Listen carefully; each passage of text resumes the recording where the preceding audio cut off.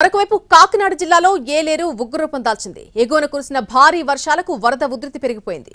ఏలేరు కాలువలకు గండ్లు పడి పంట పొలాలు నీట మునిగాయి. పలు కాలనీలు జలమయమయ్యాయి. రోడ్లపై వరద ప్రవహించడంతో రాకపోకలు ఆగిపోయాయి.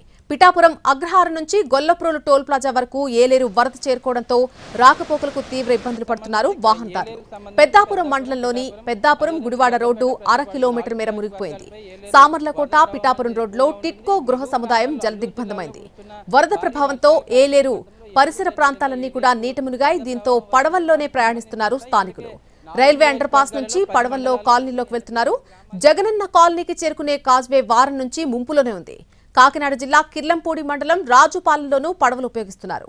పిఠాపురం మండలం రాపర్తి నుంచి జవునిపల్లి వెళ్లే మార్గంలోనూ పుంత రోడ్ గొరికండి గాలుకు గండిపడినట్టుగా చెబుతున్నారు. భూపాలపట్నం, ఎస్తిమ్మాపురం, శృంగరాయనిపాలెం, ముక్కోలు, వీరవరం, రామకృష్ణాపురం గ్రామాల్లో గట్లకు గండ్లు పడ్డాయి. బూరుగుపూడి నుంచి పాలెం వెళ్లే ప్రధాన మార్గం సైతం ముంపుకు గురైంది. దీంతో 5 గ్రామాలకు రాకపోకలు నిలిచిపోయాయి.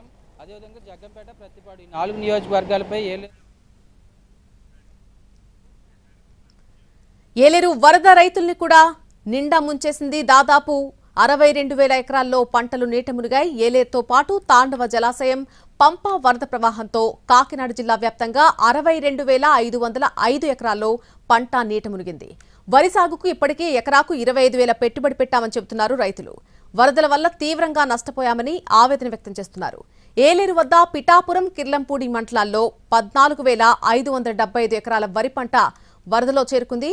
గొల్లప్రోల్లో 5,257 ఎకరాలు, సామర్లకోటలో 2,707 ఎకరాలు, ఇక ఏలేశ్వరంలో 2,457 ఎకరాలు నీట మునిగిపోయింది.